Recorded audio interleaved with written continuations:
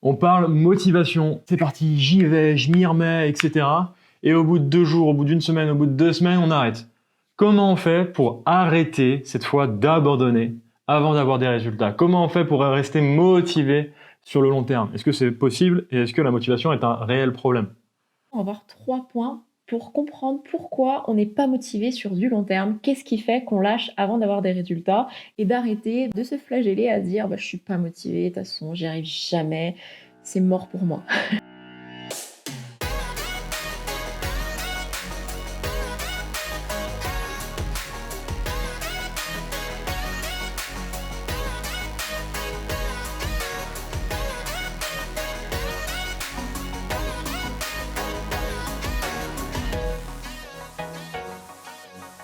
On va voir ça justement dans une série de vidéos qu'on t'a préparée.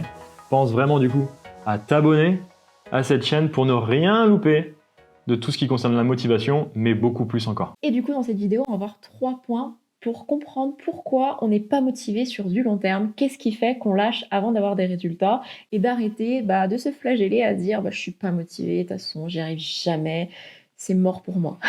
C'est horrible cette sensation, hein. Et si tu l'as, je suis le premier à l'avoir aussi des fois. Et du coup, je me pose les questions. Et je me pose ces questions qu'on va possiblement te poser. Ou en tout cas, tu vas pouvoir te dire « Ah mais en fait c'est ça. En fait c'est ce truc-là que je dois changer, je comprends mieux. » Et clairement, le premier des points, c'est que c'est une bonne nouvelle de ne pas être motivé. Et là, tu te dis, quoi?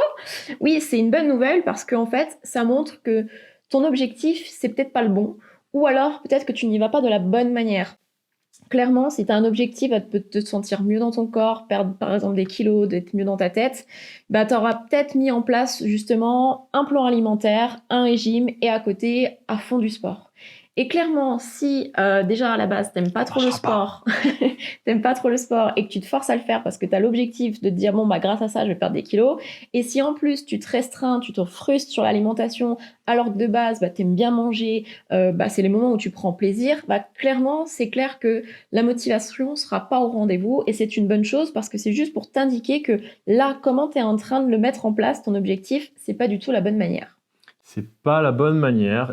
Mais c'est aussi, sur le deuxième point, une notion que ça fluctue. Ta motivation, elle bouge. Elle n'est pas tout le temps au taquet, tout le temps motivée, tout le temps à fond, tout le temps je gère, tout le temps j'y arrive. Clairement, c'est vouloir être heureux tout le temps. Tu vois, t'imagines que tu es dans le monde des bisounours où tout est beau, tout est sympa, mais en fait, d'être toujours heureux, tu n'aurais même plus la notion d'être heureux au final, parce que tu connaîtrais pas en fait l'inverse. Et c'est clairement pas la vie. Ça fait partie de la vie. Et nous aussi, il y a des moments où on est moins motivé, c'est normal, avec la fatigue, avec les événements de la vie font que des fois, il y a une petite baisse de motivation. Et tout l'intérêt, c'est de se dire, ok, je comprends bien que on a des baisses de motivation, mais comment faire quand tu es dans le creux de la vague justement, où la motivation elle a ras les pâquerettes et que tu as envie justement de retourner vers ton objectif de la bonne manière. Comment faire du coup? Bon, on va pas te le dire tout de suite. Juste que tu saches une chose. Ce deuxième point qui fluctue. Si tu te dis que tu veux tout le temps être au taquet et que tu es dans cette phase de down, c'est normal que tu sois encore dedans et que tu t'enfonces tout le temps. Parce que tu as un écart entre ce que tu aimerais que ça soit et la réalité. Et là, tu te dis, oh là là, mais de toute façon, j'y arriverai jamais. Donc, juste déjà de prendre conscience que c'est normal et que tu es dans une phase en bas, juste d'en prendre conscience, ça va te permettre de remonter un petit peu. Et pour t'aider davantage, c'est quoi ce troisième point pour te dire, allez, let's go, je remonte? C'est simplement clarifier ton objectif, de savoir, ok, qu'est-ce que ça va t'apporter de perdre du poids? Parce que là, clairement, t'es en dette, tu veux perdre quelque chose, mais qu'est-ce que tu veux gagner en fait? Qu'est-ce que ça va te permettre de perdre X kilos, peu importe? Qu'est-ce que ça va te permettre de faire en plus de perdre ces kilos? Qu'est-ce que ça va te permettre d'être en tant que personne? Qu'est-ce que ça va te permettre de faire également?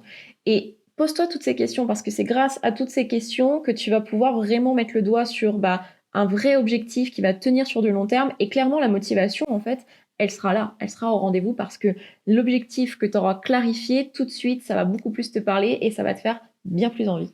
Retiens ça, aucun être humain sur Terre n'est motivé pour des choses qui ne sont pas importantes pour lui. Donc dès lors que tu vas commencer à te connecter à ce troisième point, tu vas te connecter à une source de motivation qui viendra vraiment de l'intérieur et qui va te permettre d'évoluer. Tu as eu 3 points. Recheck ça si besoin. Mais surtout, Si tu veux aller plus loin, si tu te dis « Ah ouais, en fait, je peux y aller, je peux avancer », tu peux aller télécharger notre pack transformation qui est gratuit et qui va te permettre de te créer un corps que tu aimes, en tout cas de comprendre comment faire et évoluer vers ça, et du coup comment travailler sur ton état d'esprit pour qu'il ne te limite plus et de créer une vie de dingue. C'est pas qu'une notion de poids, c'est aussi une notion de te créer une vie de folie. Comment tu fais? Tu as juste à télécharger le pack qui est en dessous, tu cliques sur le lien et nous on se retrouve de l'autre côté.